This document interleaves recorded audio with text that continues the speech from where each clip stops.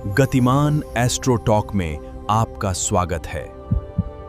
जानिए अपने भविष्य का सच।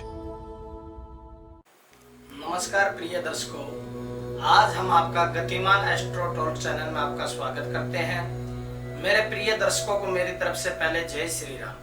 प्रिय दर्शकों, आज एक विशेष योग के विषय में बात करेंगे जो जातकों के जीवन में कुंडलियों के अंदर पाया जाता है।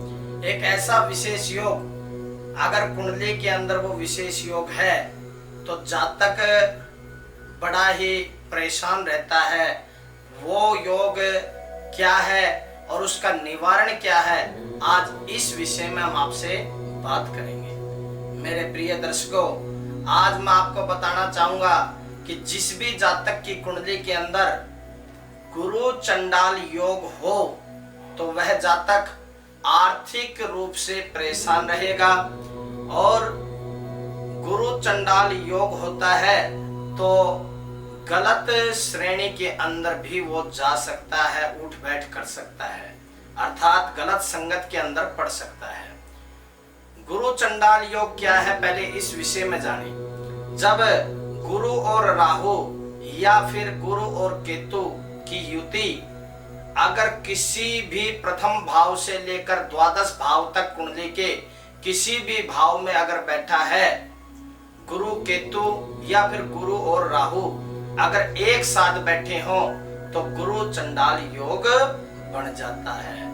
अर्थात गुरु चंडाल योग का मतलब होता है कि जीवन में आने वाली सभी परेशानियों का सामना उस जातक को करना पड़ता है। जैसे वैवाहिक जीवन के अंदर भी इसमें समस्या आ जाती है।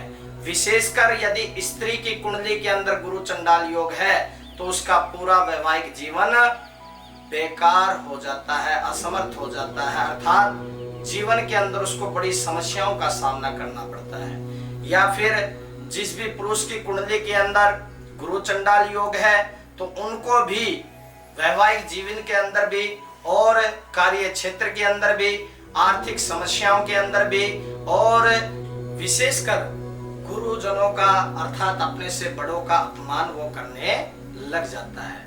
मेरे प्रिय दर्शकों, अगर प्रथम भाव से लेकर द्वादश भाव तक गुरु या राहु की युति हो तो विशेष योग यानी कि गुरु चंडाल योग बढ़ता है। और गुरु केतु की अगर युति है तो आंशिक गुरु चंडाल योग बन जाता है। मैं मेरे प्रिय दर्शकों को बताना चाहूंगा, यदि जिस भी जातक की कुंडली के अंदर गुरु चंडाल योग है तो वह व्यक्ति प्रतिदिन हल्दी की माला या फिर रुद्राक्ष की माला लेकर प्रातःकाल सुबह उठकर गायत्री मंत्र का जप अवश्य करें। गायत्री मंत्र का जप यदि करेंगे तो यह गुरु चंडाल योग शांत होने लग जाता है। प्रिय दर्शकों को मैं एक विशेष बात इसमें यह भी बताना चाहूंगा, यदि यह गुरु चंडाल योग प्रथम भाव में, पंचम भाव में और यदि नवम भाव में बैठा हो तो इसका दुष्प्रभाव ज्यादा बढ़ जाता है। इसका दुष्प्रभाव से बचने के लिए मैं मेरे प्रिय दर्शकों को बताना चाहूंगा, अगर जिस भी व्यक्ति की कुंडली में चंडाल योग है, गुरु से संबंधित दोष है, राहु से संबंधित दोष है, यानी कि गुरु राहु की युति का कोई दोष है, गुरु चंडाल योग का दोष है, तो वह व्यक्ति प्रतिदिन गायत्री मंत्र का जप मैंने अभी बताया 108 बार करना चाहिए। और एक गुरु अपना जरूर बनाए, उस गुरु से दीक्षा लेकर गुरु मंत्र को ले और उस गुरु मंत्र का भी 108 बार जाप प्रतिदिन करना चाहिए। इससे धीरे धीरे गुरु चंडाल योग से संबंधित सभी दोषों का निवारण होने लग जाएगा। और यदि हो सके तो धार्मिक क्षेत्र से ज्यादा जुड़े रहें, धार्मिक क्षेत्र के अंदर ज्यादा जाते रहें। इससे राहु अपने दुष्प्रभाव को डालकर आपको अलग मार्ग पर नहीं ले जाएगा। याद रखें मेरे प्रिय दर्शकों, जिसकी कुंडली में गुरु चंडाल योग होता है वह जातक चरित्रहीन बन जाता है। इसलिए गुरु चंडाल का योग बड़ा ही दुष्प्रभाव नकारात्मक है कुंडली के अंदर, इसलिए इसका निवारण जरूर करें।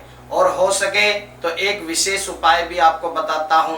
5 हल्दी की गांठ लेकर उस पर मोड़ी बांधे, अलग अलग गांठों पर 5 पांचों गांठों पर मोड़ी बांधने और गुरुवार के दिन सुबह प्रातःकाल सूर्योदय से पहले उठकर 5 धर्म स्थान यानी कि धार्मिक क्षेत्र हो यानी कि मंदिर, 5 मंदिर, जिसमें पहले दरवाजे पर मेन दरवाजे पर एक हल्दी की गांठ, दूसरे दरवाजे पर दूसरी हल्दी की गांठ, इसी प्रकार पांचों दरवाजों पर पांचों मंदिर के पूर्व मेन दरवाजे पर एक एक हल्दी की गांठ चढ़ा दे। इससे मैं मेरे प्रिय दर्शकों को बताना चाहूंगा जल्द से जल्द ही गुरु चंडाल योग का निवारण होने लग जाएगा।